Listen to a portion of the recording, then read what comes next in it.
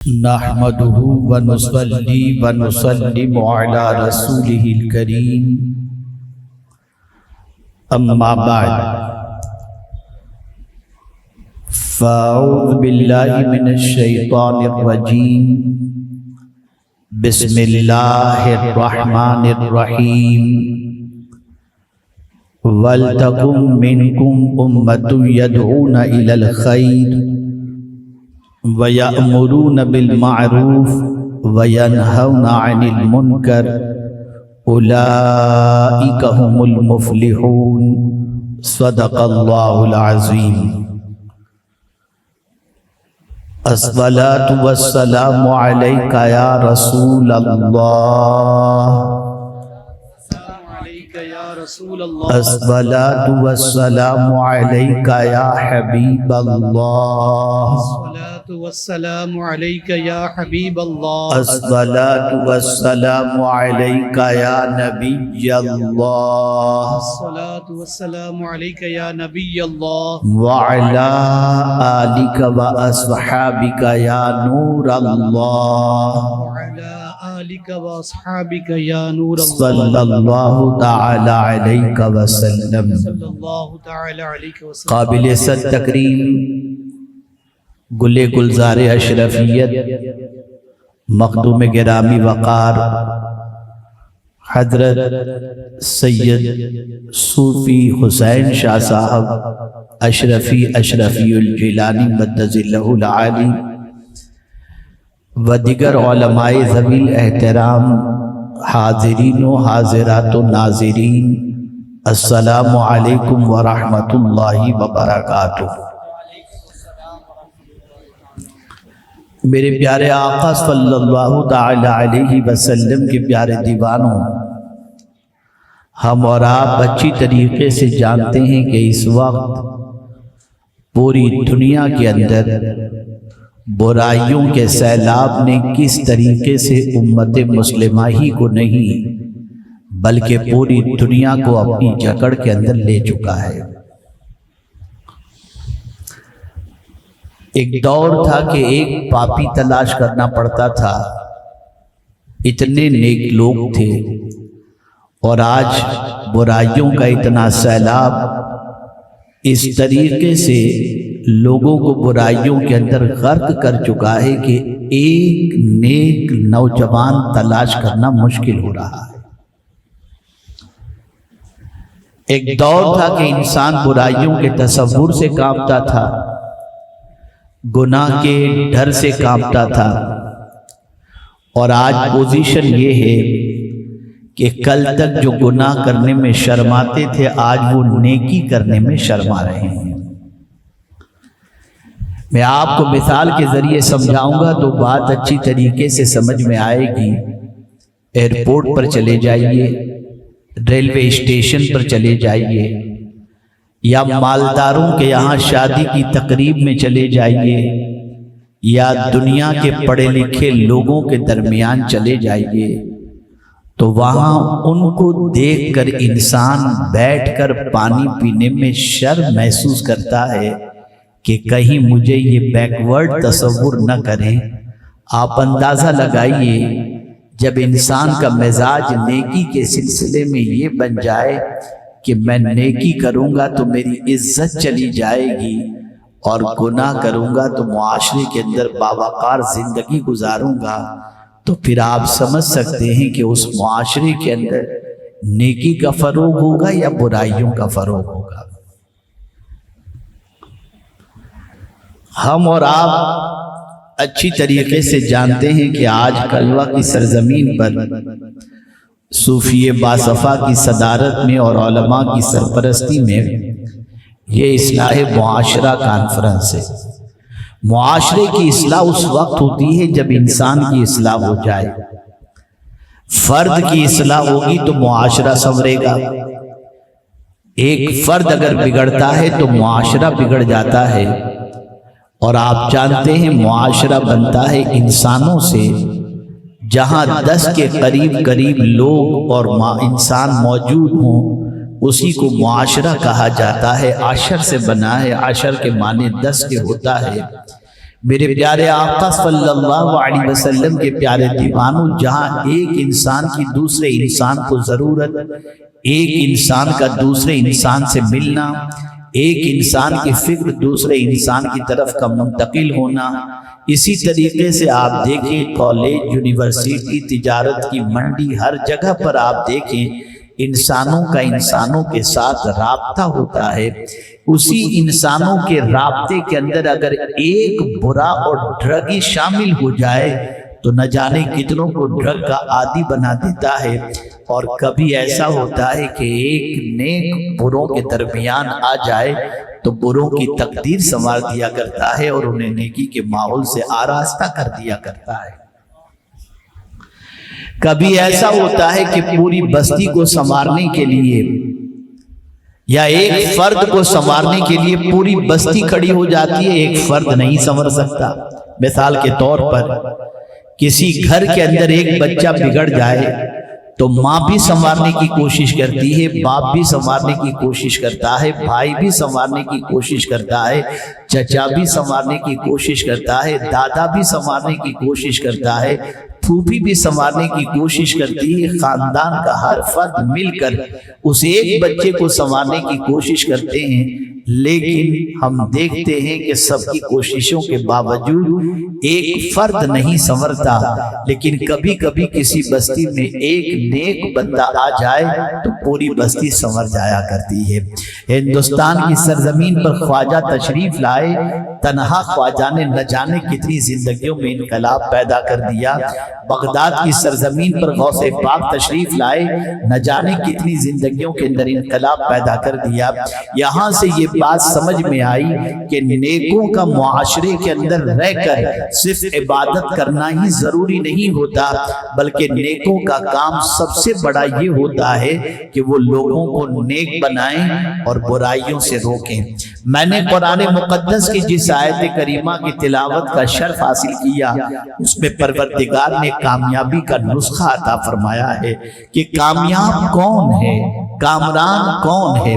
آج کے دور کے اندر اگر انسان یہ تصور کرے اور انسان یہ جاننے کی کوشش کرے کہ کون کامیاب ہے تو انسان دیکھے گا اس کے پاس لگژری کار ہے یا نہیں ہے، اس کے پاس بنگلو ہے یا نہیں ہے، اس کے 10 20 25 باڈی گارڈ ہیں یا نہیں ہیں۔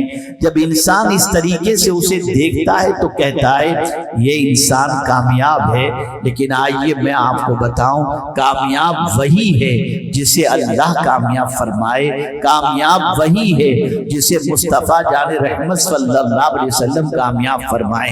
میں آپ کو بتاؤں کہ یہ معاشرے کی اصلاح کے سلسلے میں جد و جہد کا جذبہ تو پیدا ہوا اور اس سلسلے میں کانفرنس کا انعقاد بہت اچھی چیز ہے، لیکن ایک سوال میں آپ سے پوچھنا چاہوں گا کہ کیا ایک اصلاح معاشرہ کانفرنس سے معاشرے کے اندر سدھار پیدا ہو جائے گا، یا ہر فرد اپنی ذمہ داری کو محسوس کرتے ہوئے محنت و مشقت کرے گا تب جا کر کے معاشرے کی اصلاح ہوگی؟ اب آئیے ہم مدینے کے تاجدار ارواحنا فداء صلی اللہ علیہ وسلم کی حیات طیبہ کا مطالعہ کریں۔ پیغمبر رحمت صلی اللہ علیہ وسلم نے معاشرے کی اصلاح فرمائی اور خدا کی قسم دنیا میں ایسا مصلح پیدا ہی نہیں ہوا۔ آئیے تھوڑا سمجھاتا ہوا چلوں۔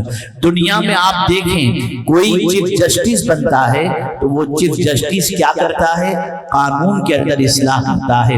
اگر کوئی لا، اگر کوئی قلم، اگر کوئی قانون اسے وضع کرنا ہے اور وہ چاہتا ہے کہ معاشرے کے اندر کرائم کم ہو تو وہ نئے لا بناتا ہے، نئے قانون بناتا ہے۔ لیکن یہی چیف جسٹس اگر فوج کے اندر قانون اور سدھار کرنا چاہے تو وہ فوجیوں کے اندر اصلاح نہیں کر سکتا۔ فوج کے سلسلے میں جو کمانڈر ہوگا، جو آرمی کا چیف ہوگا، وہ فوج کے اندر اصلاح کا کام کرتا ہوا نظر آئے گا کہ کس طریقے سے فوجیوں کی ٹریننگ ہونی چاہیے، سرحدوں کی حفاظت ہونی چاہیے۔ یہ آرمی چیف آف آرمی جو ہوگا یہ وہاں کے بارے میں بتائے گا، نہ کہ چیف جسٹس وہاں کے بارے میں بتائے گا۔ ایسے ہی اگر قانون کے اندر کچھ اصلاح کرنی ہے تو چیف آف آرمی یہ کام نہیں کر سکتا کہ جو ہے وہاں پر قانون کے سلسلے میں وہ سدھار پیدا کرے۔ اسی طریقے سے آپ دیکھیں نئی نئی بیماریاں ایجاد ہوتی ہیں، ان بیماریوں کی دوائی کے لیے، میڈیسن کے لیے چیف آرمی کو اگر کہا جائے، چیف آف آرمی کو کہ تم کوئی ایسی میڈیسن تیار کرو کہ یہ بیماری کا علاج ہو جائے، تو وہ کہے گا میں میڈیکل کی فیلڈ کا نہیں ہوں، اس لیے میں اس کا کریکشن نہیں کر سکتا۔ کسی میڈیسن کے ماہر سے آپ بات کرو، کسی میڈیکل کی فیلڈ کے ایکسپرٹ سے آپ بات کرو، پتہ چلا میڈیکل کی فیلڈ کا اگر کوئی آدمی ہے تو وہ جنگی اصلاح نہیں کر سکتا، وہ عدالت کی اصلاح نہیں کر سکتا، قانون کی اصلاح نہیں کر سکتا، اور اسی طریقے سے جو قانون داں ہیں وہ میڈیکل کے اندر پرابلم کی اصلاح نہیں کر سکتا۔ آئیے تجارت کی منڈی کے اندر دیکھ لیں تو ہم دیکھیں گے کہ تجارت کے سلسلے کے اندر جو تاجر بڑا ہوتا ہے وہ اور جو اکنومسٹ ہوتا ہے وہ تجارت کے میدان کے اندر کریکشن کرتا ہے، نئے نئے قانون لاتا ہے۔ جیسے آج ہم دیکھیں ہمارے ملک کے اندر جی ایس ٹی کا قانون لایا گیا، یہ ساری چیزیں یہ وہی کرے گا جو اس فیلڈ کا ایکسپرٹ ہوگا، اور ایک فیلڈ کا ایکسپرٹ دوسری فیلڈ کے اندر کریکشن کرنے کے لیے تیار نہیں ہو سکتا۔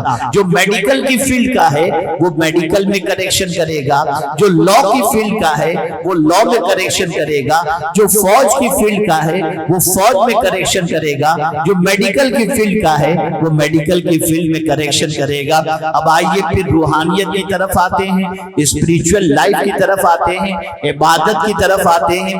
تو عبادت میں اگر کوئی انسان کو عبادت کے سلسلے میں قانون فراہم کرنا ہے، مثال کے طور پر آپ نے دیکھا ہوگا کہ لاک ڈاؤن کے زمانے کے اندر آپ کو ڈسٹینس کے ساتھ نماز پڑھنے کے بارے میں گورنمنٹ نے بتایا، تو اب کیسے نماز پڑھی جائے یہ کوئی مفتی بتا سکتا ہے، کوئی ایکسپرٹ بتا سکتا ہے، فقہ کا ماہر بتا سکتا ہے، یہ ڈاکٹر نہیں بتا سکتا، یہ لائر نہیں بتا سکتا، یہ انجینئر نہیں بتا سکتا، یہ چیف آف آرمی نہیں بتا سکتا۔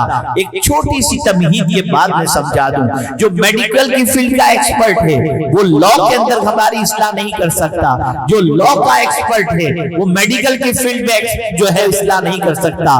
لیکن اللہ نے دنیا میں ایک ایسی ذات کو پیدا فرمایا جس ذات کو محمد عربی کہتے ہیں، یہ وہ ذات تھی دنیا کی ہر فیلڈ کے اندر اگر کریکشن کرنے والی ذات کو دیکھنا ہے تو محمد رسول اللہ کی ذات۔ سرکار نے قانون میں کریکشن کیا، سرکار نے آرمی میں کریکشن کیا، سرکار نے فوجوں میں کریکشن کیا، سرکار نے میڈیسن کے اندر کریکشن کیا۔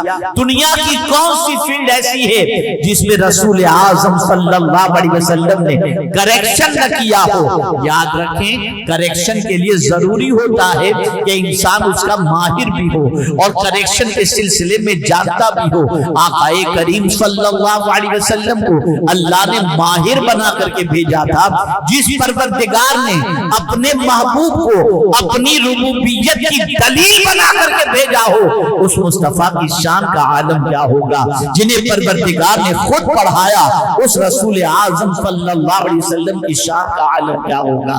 پتہ چلا آقا کریم صلی اللہ علیہ وسلم 1450 سال پہلے اس فرش گیتی پر کم و بیش تشریف لائے، لیکن کریکشن کا قانون اس زمانے میں ہر فیلڈ کے لیے جو رسول اعظم نے عطا فرمایا، قیامت تک کے لیے اسی قانون سے پوری دنیا کی اصلاح ہوتی رہے گی۔ چاہے ماڈرن ٹیکنالوجی کا دور ہو، چاہے سوشل میڈیا کا دور ہو، چاہے انٹرنیٹ کا دور ہو، چاہے کسی قسم کا دور ہو، ہر دور کے اندر کریکشن کے لیے تعلیمات نبوی صلی اللہ علیہ وسلم ضروری ہے۔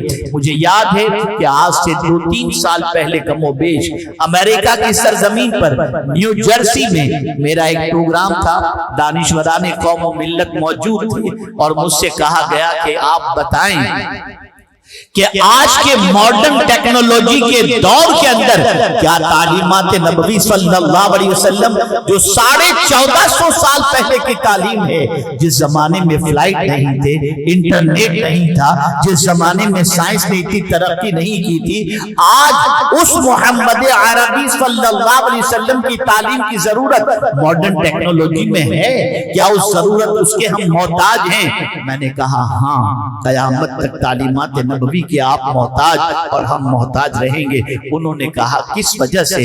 تو میں نے کہا بہت ساری ایسی چیزیں ہیں جس کا علاج سوائے رسول اعظم کے ارشاد کے کوئی نہیں کر سکتا. دنیا کے اندر میں ایک سوال پوچھنا چاہوں گا، کسی کے دل میں جلیسی ہے، حسد ہے، آئیے میڈیکل کے ایکسپرٹ سے پوچھو کہ آپ کے پاس کوئی میڈیسن ہو تو دو کہ میرے دل سے حسد کی بیماری چلی جائے. تو دنیا کا کوئی ڈاکٹر آج تک حسد کے نکلنے کی کوئی ٹیبلٹ بنا ہی نہیں سکا، نہ قیامت تک بنا سکتا ہے. آپ کہیں مجھ میں ایگو کا ایک مسئلہ ہے کہ مجھ میں تکبر کی پوزیشن ہے، مجھے آپ کے پاس کوئی ٹیبلٹ ہو تو دو جس سے میں تکبر سے بچ جاؤں. کوئی ٹیبلٹ نہیں دے سکتا.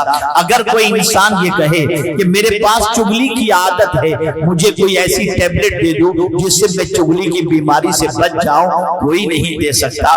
بہت ساری چیزیں اس قسم کی میں پیش کر سکتا ہوں جس کا علاج نہ سائنس میں ہے نہ ماڈرن ٹیکنالوجی میں ہے، لیکن اگر ہم پلٹ کر مدینے کے تاجدار کی طرف آتے ہیں تو ان کے فرمان سے اس کا علاج ہمیں آج بھی ملتا نظر آتا ہے. اللہ اکبر. دنیا میں کل بھی پیغمبر اعظم کی تعلیمات کی ضرورت تھی اور آج بھی اور قیامت تک رسول اعظم صلی اللہ علیہ وسلم کی تعلیمات کی ضرورت رہے گی. میرے پیارے آقا صلی اللہ علیہ وسلم کے پیارے دیوانوں، ہماری بربادی کی وجہ، ہماری تباہی کی وجہ، ہماری پسماندگی کی وجہ کیا ہے؟ تو ڈاکٹر اقبال نے کہا طریق مصطفیٰ کو چھوڑنا ہے وجہ بربادی. ایک پروپیگنڈا چلایا گیا، ذہن بنایا گیا. کن لوگوں کا افیکٹو جو سوسائٹی کے اندر ہیں، جو ملینر بلینر ہیں، جو ہائی پروفائل لوگ ہیں، ان کے ذہن کو اغوا کیا گیا کہ اگر تم مذہب کو فالو کرو گے تو بیکورڈ تصور کیے جاؤ گے، اور یہ غریب لوگوں کے لیے مذہب اپنے لیے تو عیاشی ہے. نتیجتاً انسان کسی غریب کو فالو نہیں کرتا، کسی ماتحت والے کو فالو نہیں کرتا، کسی مزدور کو فالو نہیں کرتا. انسان افیکٹو لوگوں کو فالو کرتا ہے. افیکٹو لوگوں کا مائنڈ ہائی جیک کیا گیا اور انہیں مذہب سے دور رکھا گیا. نتیجتاً ان کی ساری عادتیں ہماری سوسائٹی میں آ گئیں اور مزاج بن گیا کہ دور حاضر میں اگر ترقی کرنا ہے تو مذہب سے ڈسٹینس بڑھاؤ، مذہب پر عمل کرنا کم کرو، تب جا کر کے تم دنیا میں کامیاب ہو سکتے ہو. لیکن میں پوری ذمہ داری کے ساتھ کہہ سکتا ہوں، دین ناکام بنانے کے لیے نہیں آیا، دین تو کامیاب بنانے کے لیے آیا ہے. دین کمزور کرنے کے لیے نہیں آیا، دین طاقتور بنانے کے لیے آیا ہے. یہ دین سے فاصلے کا نتیجہ ہے کہ ہم تباہ ہو رہے ہیں، ہم برباد ہو رہے ہیں. اور دین سے فاصلے کا عالم کیا ہے میں آپ کو بتاؤں. ہم نگاہوں کے سامنے برائیاں ہوتے دیکھتے ہیں، ہم نگاہوں کے سامنے آوارگی دیکھتے ہیں، ہم نگاہوں کے سامنے زنا ہوتے دیکھتے ہیں، ہم نگاہوں کے سامنے بچے اور بچیوں کو ڈرگ کے اندر ڈوبتے ہوئے دیکھتے ہیں. لیکن ہم سوچتے میرا بیٹا تو نہیں ہے نا، یہ کسی اور کا ہے، چھوڑ دو، جانے دو. یہ ایسی چیز ہے کہ یہی وہ چیز ہے جس سے تباہی آتی ہے. ابھی میں آتے ہوئے راستے میں ایک حدیث شریف پڑھ رہا تھا، اللہ اکبر، رونگٹے کھڑے کر دینے والی حدیث ہے. آقا کریم صلی اللہ علیہ وسلم نے فرمایا تم اچھی باتوں کا حکم دو گے یا بری باتوں سے روکو گے؟ اگر تم نے یہ نہیں کیا، یعنی اچھی باتوں کا حکم نہیں دیا اور بری باتوں سے نہیں روکا، تو تمہارے درمیان میں سے تم پر ایسے لوگ مسلط کیے جائیں گے جو تم پر ظلم کریں گے. اور یہی یہاں تک حضور نہیں رکے، بلکہ آگے پیغمبر رحمت صلی اللہ علیہ وسلم ارشاد فرماتے ہیں کہ اس کے بعد تمہارے نیک لوگ دعا کریں گے اور ان کی دعا قبول بھی نہیں ہوگی. آپ ذرا سوچو، ہم نے اگر نیکی کی دعوت نہیں دی، ہم نے برائیوں سے نہیں روکا اور برائیاں پھیلتی چلی گئی، تو ہم پر اللہ عز و جل ظالموں کو مسلط کر دے گا، اور پھر اس سوسائٹی میں رہنے والے نیک لوگ دعا بھی کریں گے تو ان کی دعا قبول نہیں ہوگی، بلکہ ایک حدیث سناؤں رونگٹے کھڑے ہو جائیں گے آپ۔ اللہ عز و جل نے فرمایا، اللہ عز و جل، اللہ عز و جل نے فرشتوں سے فرمایا فلاں بستی کو الٹ دو، تباہ کر دو۔ فرشتوں نے عرض کیا پروردگار اس بستی میں ایک ایسا نیک بندہ ہے جس نے پلک جھپکنے تک بھی گناہ نہیں کیا۔ توجہ چاہوں گا، ایسا نیک بندہ ہے جس نے پلک جھپکنے تک گناہ نہیں کیا، وہ بھی اس بستی میں رہتا ہے، مولا کیا اس پر بھی بستی الٹ دی جائے؟ فرما گیا پہلے اس کے گھر کو تباہ کر، اس لیے کہ اس نے برائیاں ہوتے دیکھا پھر بھی اس کو غیرت نہیں آئی اور اس نے روکنے کی کوشش نہیں کی اور اپنی عبادت میں لگا رہا۔ فرشتوں اس کے گھر کو پہلے تباہ کر۔ اگر ہمارے پیش نظر یہ حدیث ہوتی، اگر ہم اپنی ذمہ داری کو محسوس کرتے اور پڑھتے ہوئے برائیوں کے سیلاب کو روکنے کی کوشش کرتے تو آج ہماری نوجوان نسل تباہی اور بربادی کے دہانے پر نہ ہوتی۔ کیا پہچان بن گئی ہے ہماری؟ آپ دیکھ سکتے ہیں، آپ محسوس کر سکتے ہیں۔ آپ کیا سمجھتے کسی سے بھی فرینڈشپ کر لو؟ نہیں، فرینڈشپ کا بھی اللہ نے قانون دیا، دوستی کے لیے بھی اللہ نے معیار متعین کیا، اور ایک دوست کی ریسپانسبلٹی دوسرے دوست کے لیے کیا ہے اسے بھی قرآن نے متعین کیا ہے۔ قرآن کہتا ہے والمؤمنون والمؤمنات بعضهم اولیاء بعض یأمرون بالمعروف وینہون عن المنکر۔ مومنین اور مومنات ایک دوسرے کے دوست ہیں، اور دوست اس وجہ سے ہیں یأمرون بالمعروف وینہون عن المنکر، اچھی باتوں کا حکم دیتے ہیں اور بری باتوں سے روکتے ہیں۔ آپ اس کو دوست بنائیے جو آپ کو اچھی باتوں کا حکم دے، آپ اس کو دوست بنائیے کہ جب آپ کا قدم پھسلنے کے قریب ہو تو پکڑ لے اور روک دے اور کہے یہ برائی ہے، تیری آخرت برباد اور تو تباہ و برباد ہو جائے گا۔ ہم تو اسی کو دوست بناتے ہیں جو پکچر دکھائے، جو گندی فلمیں ہمارے تک پہنچائے، جو آوارگی اور برائیوں کے دلدل پہ ہمیں ڈھکیل دے، ہم اسی کو فرینڈ بناتے ہیں۔ اور قرآن کہتا ہے مومنین اور مومنات ایک دوسرے کے دوست ہیں، اچھی باتوں کا حکم دیتے ہیں اور بری باتوں سے روکتے ہیں۔ اسلام نے فرینڈشپ کا جو دستور عطا کیا ہے وہ یہی ہے کہ ایک دوست اپنے دوسرے دوست کو برائیوں سے روکے اور اچھی باتوں کا حکم دے۔ کیا ہم یہ کر رہے ہیں؟ ہماری دوستی تو ڈھابے میں کھانا کھانے جانے کی ہے، ہماری دوستی تو پکنک اسپاٹ پر جانے کی ہے، ہماری دوستی گناہوں کے دلدل کے اندر جانے کی ہے۔ آج انسان دوست بھی کس کو بناتا ہے؟ آپ دیکھ لیں، ہمارے اتنے علماء یہاں تشریف فرمائیں، کون کرتا ہے علماء سے دوست؟ کتنے لوگ علماء کی صحبت میں جا کر کے بیٹھتے ہیں؟ کتنے لوگ بعمل دعوت دین کی ذمہ داری سنبھالنے والوں کی صحبت میں بیٹھتے ہیں؟ نہیں، کہاں بیٹھیں گے؟ جہاں گپ شپ ہوتا ہو، جہاں پکچر اور ہیرو کی باتیں ہوتی ہوں، جہاں دوسری چیزوں کے بارے میں ڈسکس ہوتا ہو، وہاں جا کر کے بیٹھیں گے، انہی کو دوست بنائیں گے۔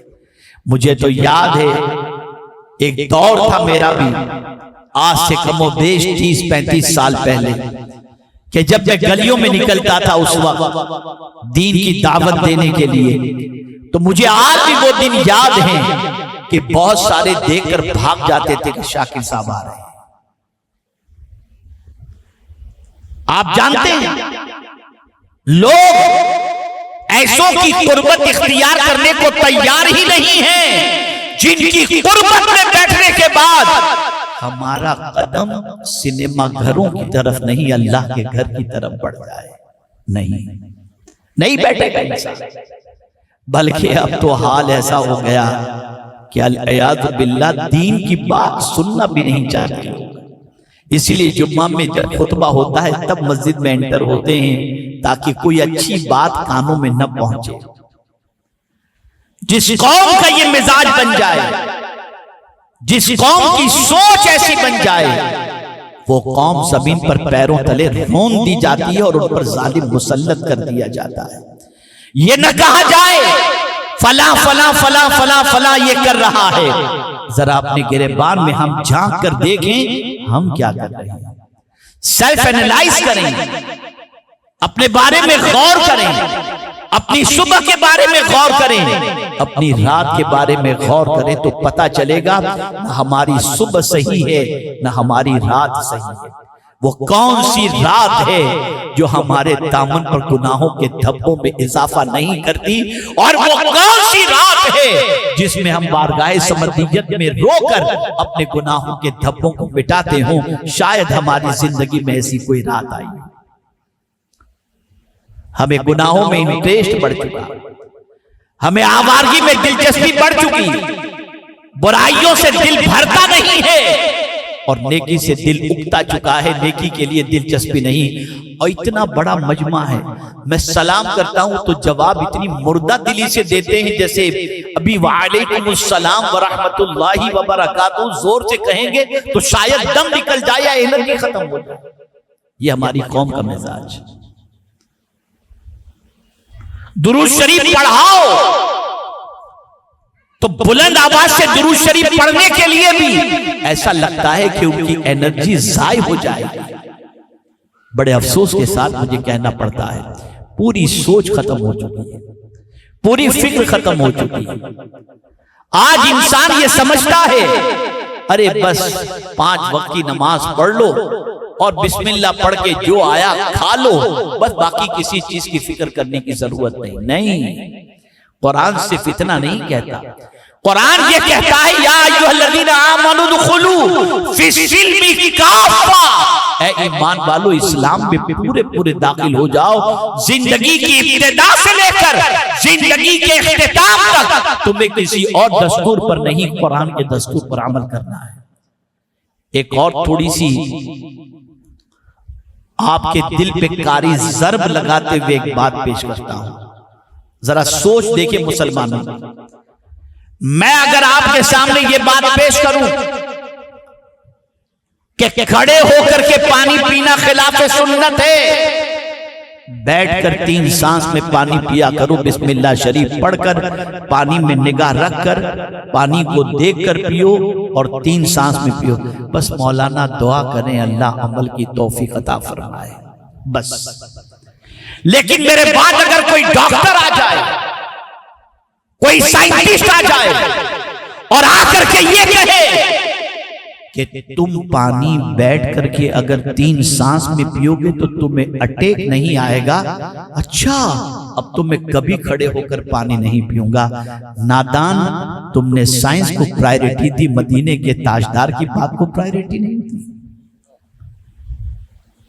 کتنے تعجب کی بات ہے.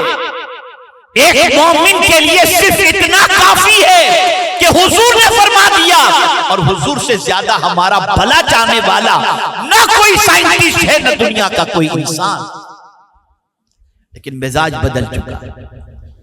جس طریقے سے ویسٹرن ورلڈ کے اندر، مغربی دنیا کے اندر، امریکہ اور یورپ کے اندر اگر آپ جا کر دیکھیں گے تو وہاں چرچ خالی ہو چکے اور لوگوں کے دل و دماغ کے اوپر سائنس کا ہوا بیٹھ چکا ہے. میں دیکھ رہا ہوں کہ آہستہ آہستہ مسلمانوں کے دل و دماغ پر بھی سائنس کا غلبہ بڑھتا جا رہا ہے اور اللہ کے گھر سے تعلق کمزور سے کمزور ترین ہوتا جا رہا ہے. یاد رکھو بیسک رسپانسبلٹی یہ ہے کہ ہمارے درمیان ایک ایسا گروہ اور ایسی جماعت ہونی چاہیے جو ہمیشہ اچھی باتوں کا حکم دے اور بری باتوں سے روکے. ایسا گروپ ہونا چاہیے جو لوگوں کی اصلاح کے لیے کمر بستہ ہو جائے. آقا کریم صلی اللہ علیہ وسلم نے اسی لیے صحابہ کو تیار کیا. صحابہ نے تکلیفیں اٹھائیں، مصائب کو جھیلا، مصیبتوں کا استقبال کیا، اور تکلیفوں کے اندر نکل کر انہوں نے دین کا پیغام لوگوں تک پہنچایا. آپ خواجہ صاحب کی کرامتیں سنتے ہیں، خواجہ صاحب سے اکتساب فیض کرتے ہیں، ان کی بارگاہ میں حاضر ہوتے ہیں. ایک سوال میں آپ سے پوچھنا چاہوں گا، کس کے کہنے پر خواجہ صاحب ہندوستان تشریف لائے؟ حضور کے کہنے پر. کیا کوئی یہاں رشتہ دار تھا؟ کیا یہاں کوئی ویلکم کرنے والا تھا؟ کیا یہاں پر کوئی پھولوں سے استقبال کرنے والا تھا؟ کیا یہاں پر کوئی اپنے محل میں جگہ دینے والا تھا؟ کیا یہاں پر کوئی کھانا کھلانے والا تھا؟ خواجہ صاحب کسی کو جانتے بھی نہیں تھے، کوئی رشتہ دار بھی نہیں، کہاں رکیں گے اس کا خیال بھی نہیں، کوئی انتظام بھی نہیں. صرف اتنا سوچا، حضور نے فرما دیا ہے کہ تم جاؤ. بس حضور کے فرمانے پر وہ چلے آئے، اور پھر آئے تو اپنے بسنے کی بات تو چھوڑیے، نہ جانے کتنے لوگوں کے دلوں کے اندر اللہ کی محبت کا بسیرا انہوں نے فرما دیا. تکلیفیں اٹھائیں، مصیبتوں کو جھیلا، پریشانیوں کو جھیلا. آپ ذرا سوچو، اندازہ لگاؤ، دعوت کا کام کوئی آسان کام نہیں ہے. دعوت کی راہ میں آنے والی تکلیفوں کے استقبال کے لیے انسان کو ہمیشہ کمر بستہ رہنا چاہیے. میں ایسے بھی لوگوں کو جانتا ہوں جنہیں تھوڑی سی تکلیف ہے، میں دین کا کام نہیں کروں گا. دین نہ ہمارا محتاج ہے نہ آپ کا محتاج. آج جائیے ویسٹرن ورلڈ میں جائیے، یورپ میں جائیے، آپ کو پتا چلے گا کہ اسلام کی محبت کا چراغ کس طریقے سے لوگوں کے سینوں میں روشن ہو رہا ہے. کس وجہ سے ہو رہا ہے؟ پریکٹس مسلم ہے وہاں پر. مجھے یاد ہے سوئٹزرلینڈ کے ایئرپورٹ پر میں ڈیوٹی فری شاپ کے اندر اپنے بچوں کے لیے کچھ دیکھ رہا تھا. اتنے میں ایک ایسی عورت جو بالکل نیو مسلم تھی، اس کا چھوٹا سا بچہ تھا، اور وہ بچہ چاکلیٹ وغیرہ دیکھ رہا تھا، لیکن اس ماں نے چاکلیٹ کے کنٹینز کو دیکھا کہ اس میں کوئی حرام چیز ملی ہوئی تو نہیں ہے. ایک چاکلیٹ بچے نے اٹھائی، ضد کی، اور اس میں وہ کنٹین تھا تو ماں نے اٹھا کر کے رکھ دیا اور برجستہ کہا، بیٹے اسلام میں ایسی چاکلیٹ کھانے کی اجازت. وہ نیو مسلم عورت اسلام کو اتنا فالو کر رہی ہے، اور پیدائشی مسلمان کہتا ہے، ارے مولانا سب چلتا ہے، بسم اللہ پڑھ کے کھا لو، لا حول ولا قوت الا باللہ العلی العظیم.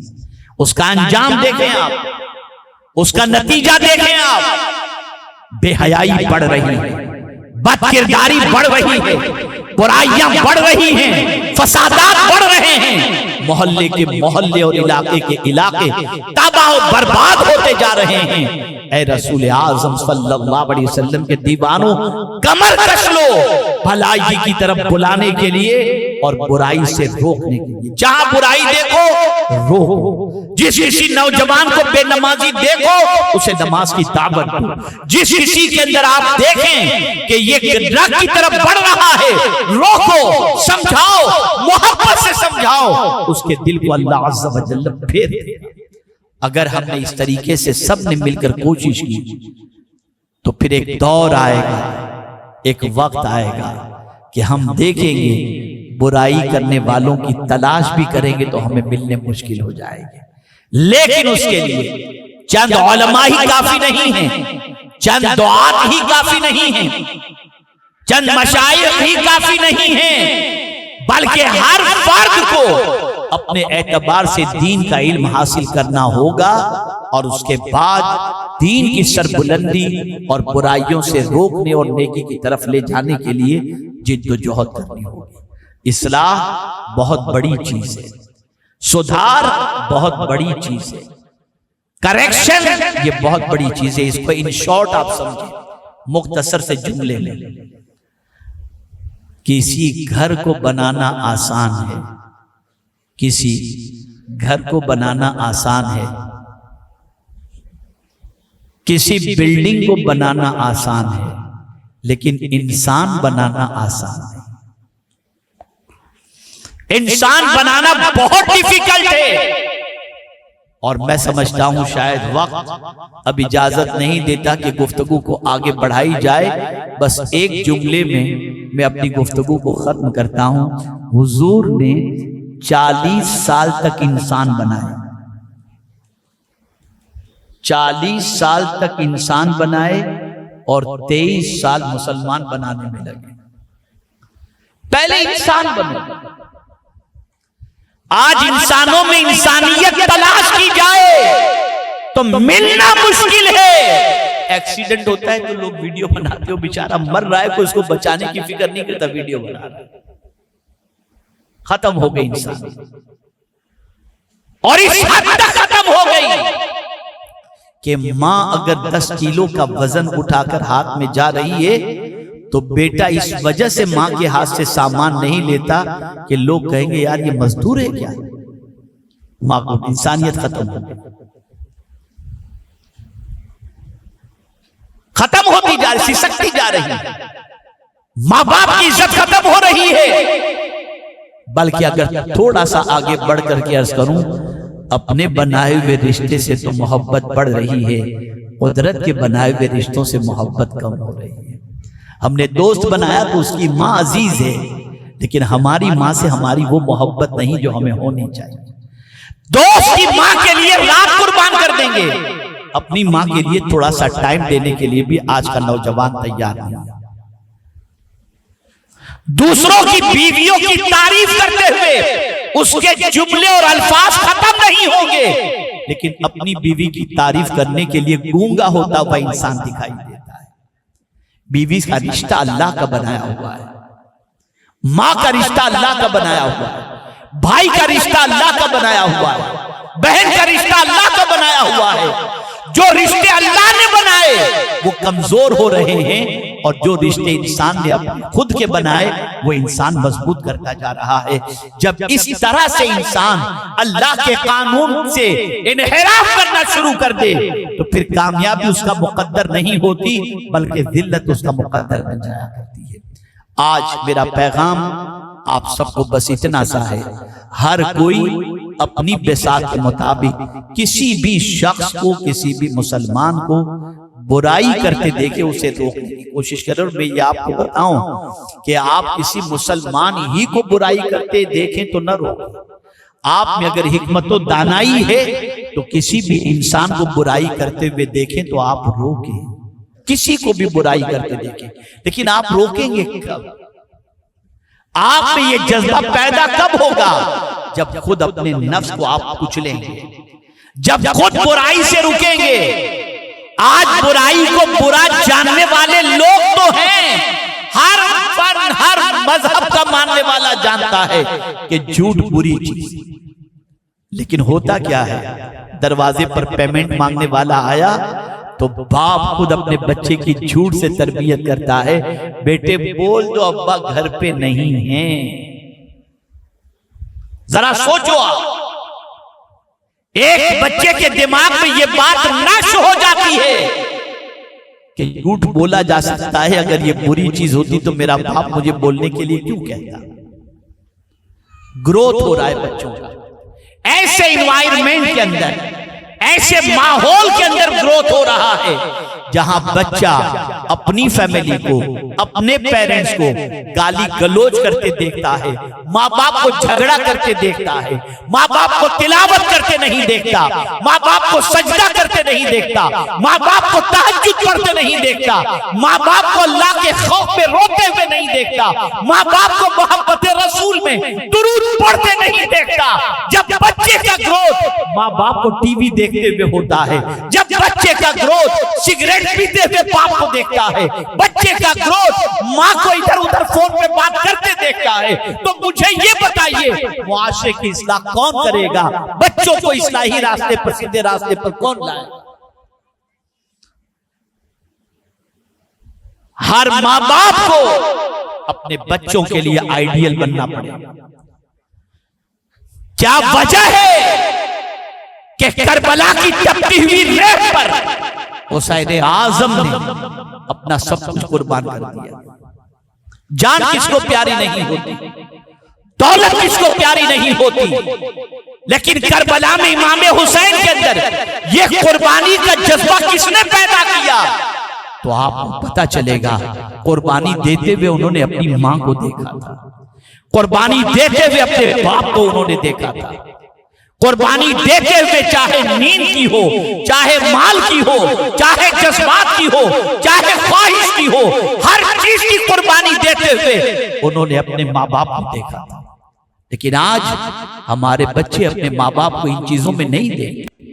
آنکھ کھلتی ہے تو ماں لگی ہوئی ہے فون پر، باپ چلا گیا ہے کام پر، رات آئے تو دونوں میں جھگڑے چل رہے ہیں، گالی گلوچ ہو رہی ہے، یہ ساری چیزیں بچہ دیکھ رہا ہے۔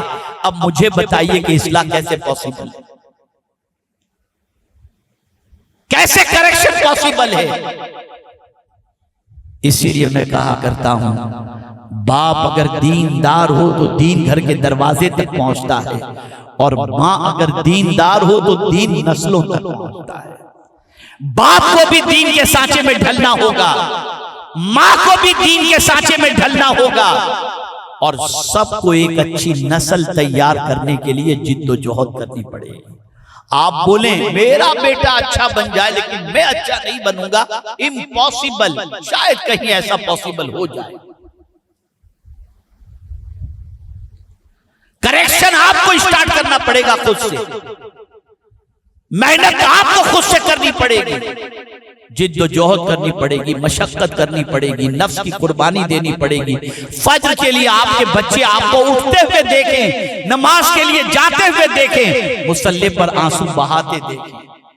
جب یہ دیکھیں گے نا تو انقلاب پیدا ہوگا، جب یہ دیکھیں گے تب طبیعت میں تبدیلی پیدا ہوگی۔ اگر ہم نے یہ نہیں کیا اور ہم نے یہ سوچا ہمارا بچہ درست ہو جائے تو میں سمجھتا ہوں بہت ڈیفیکلٹ ہے۔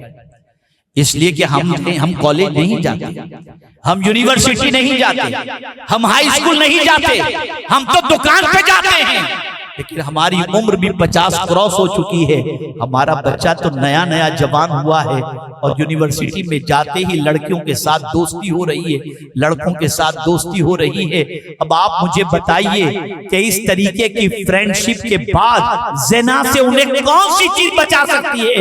وہی چیز بچا سکتی ہے جو گھر پر ماں باپ نے اس کی تربیت کی ہوگی اور اس کے دماغ سے برائیوں کو نکالنے کے لیے اس کو سمجھایا ہوگا۔ ورنہ میں آپ کو بتاؤں ذرا کالج کے ماحول کو جا کر کے دیکھو، کل لڑکے تلاش کرتے تھے لڑکیاں، اور آج ایک نہیں کئی لڑکیاں لڑکوں کے پیچھے بھاگتی نظر آتی ہیں۔ ویری ڈیفیکلٹ، تعلیم نہ دو تو پریشانی اور دو پریشانی، کہاں جائیں گے آپ بتائیے، کہاں بھیجیں گے ہم؟ میں نے کالج کا ماحول دیکھا ہے، میں نے وہاں پڑھنے والوں کی کیفیت دیکھی، میں وہاں کے حالات سے واقف ہوں۔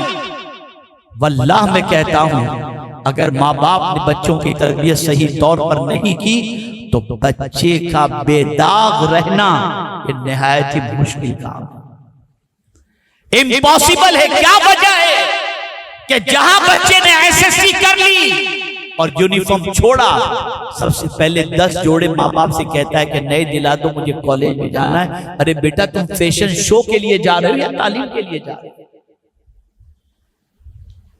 کبھی ہم نے سوچا، کبھی ہم نے غور کیا، کبھی اس کے سلسلے میں ہم نے محنت و مشقت کی؟ سب سے پہلے کریکشن خود کا کریں، اپنا کریں، اپنے اندر موجود برائیوں کو نکال کر پھینکیں اور اپنے بچوں کے لیے آئیڈیل بننے کی کوشش کریں، نمونہ بننے کی کوشش کریں۔ اس لیے کہ بچہ جتنا اپنے ماں باپ کو نمونہ بناتا ہے اتنا کسی اور کو نہیں۔ آئیڈیل بنو اپنے بچوں کے لیے، قربانی دو اپنے بچوں کے لیے۔ اپنی نسل کو اگر سنوارنا چاہتے ہو تو خود سنور جاؤ، تم سنور جاؤ گے تمہاری نسلیں سنور جائیں گی۔ اور اگر پہچان کسی نے بنا لی، معاذ اللہ ثم معاذ اللہ، اللہ نہ کرے کہ اس شخص کی پہچان بن گئی ڈرگ ڈیلر کی حیثیت سے، اس شخص کی پہچان بن گئی گیمبلر کی حیثیت سے، اس شخص کی پہچان بن گئی چور کی حیثیت سے، تو آپ مجھے بتائیے اس کی اولاد پر اس کا ایفیکٹ کیا ہوگا؟ لیکن اگر کسی شخص کی پہچان بن گئی سماجی خدمت کرنے والے کی حیثیت سے، کسی انسان کی پہچان بن گئی ہر دکھ درد کے اندر کھڑے ہونے والے کی حیثیت سے، کسی کی پہچان بن گئی ڈاکٹر کی حیثیت سے، کسی کی پہچان بن گئی محدث کی حیثیت سے، کسی کی پہچان بن گئی فقیہ کی حیثیت سے، کسی کی پہچان بن گئی شیخ طریقت کی حیثیت سے، تو آپ یقین مانیں بچہ اس راستے پر چلنے کے لیے تیار ہوگا اور اس بچے کا فیوچر برائٹ ہوگا۔ ان شارٹ، نسل کو سدھارنا ہے تو اصل کو سدھرنا ضروری ہے۔ اصل سدھر جائے گی تو نسل خود بخود سدھر جائے گی۔ انوائرمنٹ کریٹ کرو، اپنے گھر کا ماحول بناؤ، ہفتے میں ایک بار بچوں کو لے کر بیٹھو اور ان سے درود شریف ختم کراؤ۔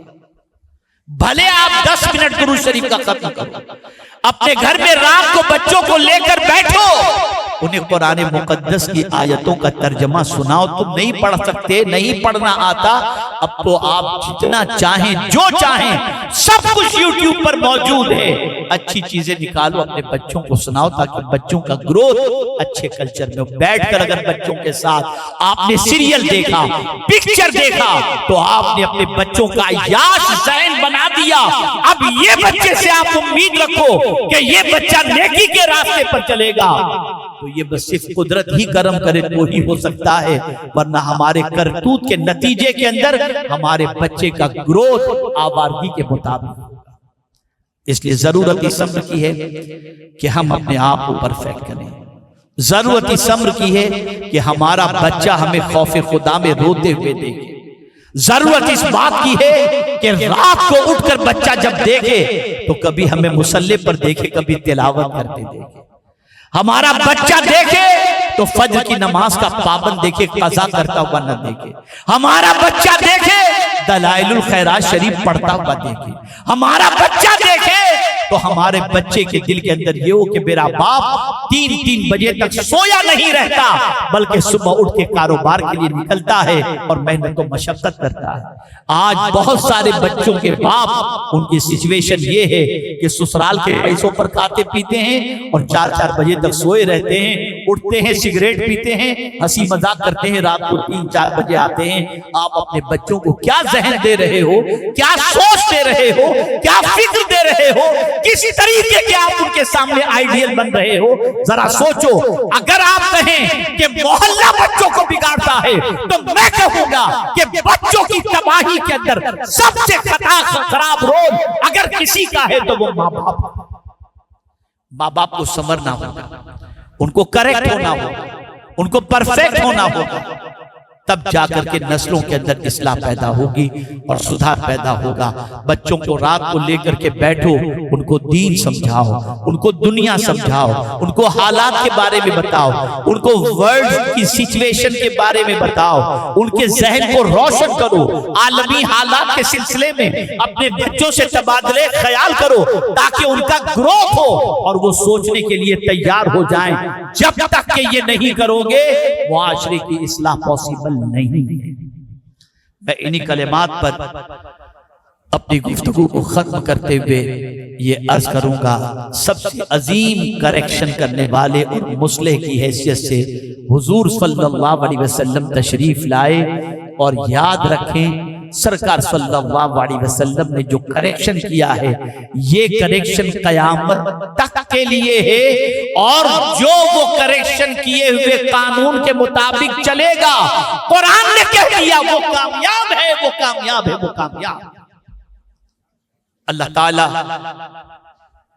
رحمت عالم نور مجسم فخر آدم و بنی آدم صلی اللہ علیہ وسلم کے صدقہ و طفیل ہمارے درمیان ایسے لوگ تیار فرمائے، پیدا فرمائے جو اچھی باتوں کا حکم دیں اور بری باتوں سے روکیں۔ الحمدللہ سنی دعوت اسلامی یہ کام آپ کے علاقے میں کر رہی ہے، آپ تحریک سے وابستہ ہوں، اور آخر میں ایک جملہ عرض کر کے اپنی گفتگو کو ختم کرتا ہوں۔ کون سا دوست اچھا، کون سا دوست اچھا؟ میں آپ کو بتا دوں اور اسی پر اپنی گفتگو کو ختم کروں۔ سیدنا صدیق اکبر رضی اللہ المولا تبارک و تعالی عنہ ارشاد فرماتے ہیں اچھا دوست وہ ہے کہ جب تم خدا کو بھولو تو وہ تمہیں یاد دلائے، وہ تمہارا اچھا دوست ہے۔ اللہ تعالی ہمیں اچھی سنگت عطا فرمائے، اچھے دوست عطا فرمائے، ہمیں سب سے پہلے اپنے کریکشن کی توفیق عطا فرمائے اور اپنی نسلوں کو بھی اللہ عز و جل کریکٹ فرمائے، پرفیکٹ فرمائے، جنہیں دیکھ کر ہماری آنکھوں کو ٹھنڈک ہو، ہماری آنکھوں کو تکلیف نہ پہنچے۔ اللہ تعالی ہمارے بیوی بچوں کو ہم سب کے لیے آنکھوں کی ٹھنڈک بنائے۔ میں دل کی عطا گہرائیوں سے یہاں کی کمیٹی کو، یہاں کے دوستوں کو، یہاں کے ساتھیوں کو ہدیہ تبریک پیش کرتا ہوں کہ ایک بہترین محفل کا انہوں نے انعقاد کیا اور بڑے عرصے کے بعد حضرت کی زیارت کا مجھے شرف حاصل ہوا اور علماء سے ملاقات کا شرف حاصل ہوا۔ اللہ تعالی رحمت عالم صلی اللہ علیہ وسلم کے صدقہ و طفیل ہم سب سے وہ کام لے جس سے اللہ بھی راضی ہو اور اس کے رسول صلی اللہ علیہ وسلم بھی راضی ہوں۔ آپ سب نے کرنا کیا ہے؟ سب سے پہلے ایک وقت کی بھی نماز قضا نہیں کرنی، سب سے پہلے اس کی پریکٹس کریں۔ اپنے بچوں کو بھی نماز کے لیے فجر کے لیے اٹھائیں خاص طور پر، اور نماز کا پابند بنانے کی انہیں کوشش کریں۔ دوسرا کام آپ کو یہ کرنا ہے کہ آپ گھر میں ٹی وی کے اندر سیریل، پکچر یہ سب دیکھنا بند کر دیں۔ آپ کی اولاد جب آپ کو یہ کام کرتے دیکھے گی اس کے اندر بھی یہ عادت پیدا ہوگی۔ آپ یوٹیوب پر جا کر گھر میں بیٹھ کر قرآن سنیں، اپنے بچوں کو علماء کے خطابات سنائیں، نعت رسول صلی اللہ علیہ وسلم سنائیں۔ اسی طریقے سے تیسرا کام آپ کو یہ کرنا ہے کہ ہفتے میں ایک دن بچوں کو لے کر کم سے کم 1100 مرتبہ درود شریف کا ختم گھر میں بیٹھ کر کے کریں۔ اگر یہ عادت پڑ گئی تو بچی بھی اگر سسرال میں جائے گی تو اسی عادت کو فالو کرے گی اور بچہ اپنی نسلوں کے اندر اس عادت کو پیدا کرنے کی کوشش کرے گا۔ چوتھا کام آپ کو کرنا ہے روزانہ قرآن شریف کی تھوڑی سی تلاوت کر لیا کریں، اور یہ تلاوت بچوں کے ساتھ کریں یا بچے دیکھیں، اس طریقے سے کریں تاکہ بچوں کے اندر بھی قرآن شریف کی تلاوت کا ذوق پیدا ہو۔ اپنے بچوں کو لے کر مسجد میں جائیں تاکہ بچوں کو مسجد میں جانے کی عادت پڑے۔ اپنے بچوں کو لے کر علماء اور مشائخ کے پاس جائیں تاکہ ان کی محبت ان کے دل میں پیدا ہو، اور اسی کے ساتھ ساتھ باعمل علماء اور مشائخ کو اپنے گھر پر بلائیں، چاہے ایک یا دو ہی کو بلائیں، پورے محلے کو دعوت دینے کی اگر آپ کی طاقت نہیں ہے نہ دیں، آپ 2-4 علماء اور مشائخ کو اپنے گھر میں گاہے بگاہے بلائیں اور ان سے کہیں یہ ہمارے بچے ہیں، ان کو کچھ نصیحت فرمائیں اور اپنے بچوں سے ان کا ادب بچوں کو سکھائیں۔ آپ جب یہ کام کریں گے انشاءاللہ العظیم بچوں کا رشتہ دین سے جڑے گا، بچوں کا رشتہ سنیت سے جڑے گا، بچوں کے اندر ایمان مضبوط کرنے کا جذبہ پیدا ہوگا۔ اور اگر آپ نے یہ نہیں کیا اور آپ ایسے ہی مست رہے تو بچے بھی اللہ نہ کرے مست ہو جائیں اور پھر اس کے بعد آپ کی زندگی اور آپ کی آنکھوں کے اندر تکلیف شروع ہو جائے بچے کی زندگی کو دیکھ کر۔ اس لیے کہ یاد رکھیں نوجوان عمر جو ہوتی ہے کروشیل ایج ہے، یہ بالکل اس وقت جوانوں کی پوزیشن ایسی ہے کہ برائی کی طرف لپک ہی نہیں رہے، بھاگ رہے ہیں برائی کی طرف، اور نوجوان نسل کی پوزیشن یہ ہے 18 یا 20 تک پہنچنے سے پہلے اپنی پوری جوانی کو برباد کر دیتے ہیں۔ ان کے پاس کوئی طاقت و توانائی باقی نہیں رہتی۔ انہیں گناہ سے روکو، انہیں برائیوں کے بارے میں بتاؤ، ان کو کس طریقے سے برائیوں سے بچنا چاہیے انہیں سمجھاؤ۔ اگر یہ وقت آپ نے نہیں نکالا اور دوستوں کے ساتھ گپ شپ میں نکال دیے تو یاد رکھنا نسلوں کی تباہی کے ذمہ دار آپ اور ہم سب ہوں گے۔